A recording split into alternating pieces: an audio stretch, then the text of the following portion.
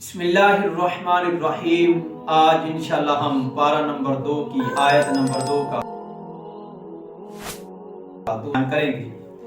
اللہ رب العزت نے فرمایا وَمَا جَعَلْنَا الْقِبْلَةَ الَّتِي كُنْتَ عَلَيْهَا إِلَّا لِنَعْلَمَ مَن يَتَّبِعُ الرَّسُولَ مِمَّن يَنقَلِبُ عَلَىٰ عَقِبَيْهِ۔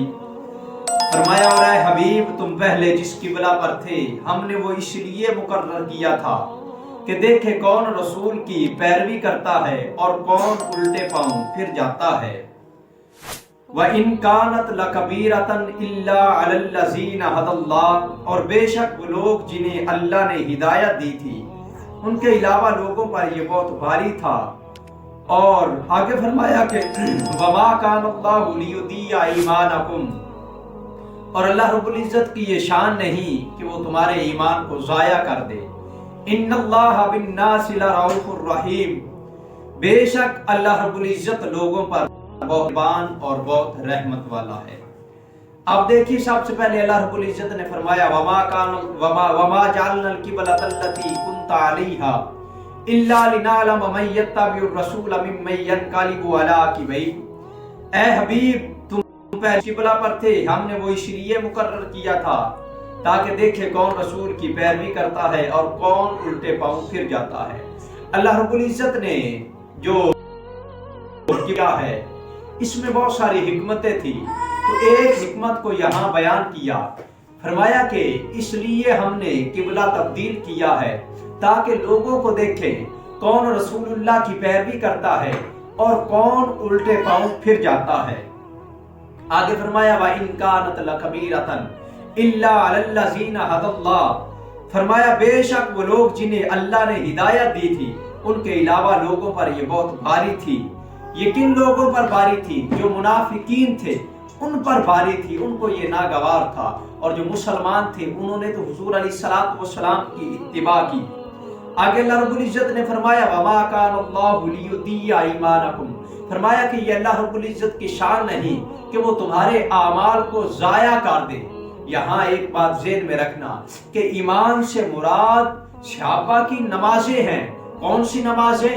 جو بیت المقدس کی طرف چہرہ کر کے نمازیں پڑھی۔ اب جب قبلہ تبدیل ہوا تو بہت سارے لوگ تھے، کفار تھے، مشرکین تھے، جنہوں نے صحابہ پر اعتراض کیا کہ آپ پہلے قبلہ پر درست نہیں تھے، اب یہ تمہارا قبلہ درست ہے، تو جو پہلی تم نے نمازیں پڑھی ہیں وہ تمہاری نمازیں ضائع گئی۔ تو صحابہ حضور علیہ الصلوۃ والسلام کی بارگاہ میں حاضر ہوتے ہیں، آ کر عرض کرتے ہیں یا رسول اللہ کفار اور مشرکین یہ اعتراض کرتے ہیں۔ اب صحابہ کو تو یقین تھا کہ ہم نے حضور علیہ الصلوۃ والسلام کی اتباع میں نمازیں پڑھی ہیں، اللہ نے ہماری نمازوں کو قبول کیا ہے، لیکن کفار اور مشرکین کے اعتراض کا جواب دینے کے لیے صحابہ حضور علیہ الصلوۃ والسلام کی بارگاہ میں حاضر ہوتے ہیں۔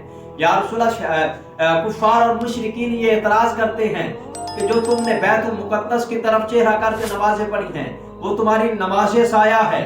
تو اللہ رب العزت نے یہ آیت نازل فرمائی، فرمایا وَمَا كَانَ اللَّهُ لِيُضِيعَ إِيمَانَكُمْ، یہ شان نہیں ہے کہ وہ تمہارے ایمان کو ضائع کر دے، یعنی تمہاری نمازوں کو ضائع کر دے۔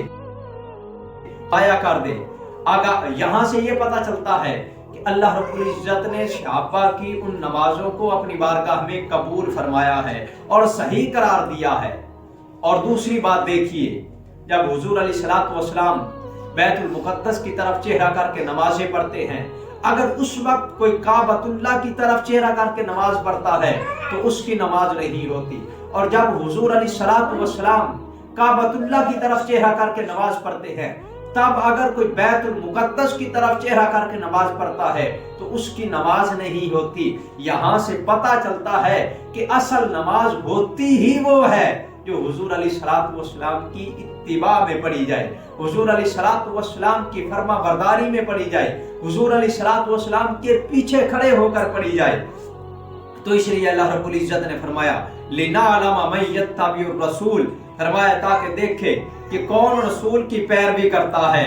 اعلیٰ حضرت اسی کو بیان کرتے ہوئے فرماتے ہیں ثابت ہوا کہ جملہ فریض فرو ہے، ثابت ہوا کہ جملہ فریض فرو ہے، اصل الاصول بندگی استاج ور کی ہے۔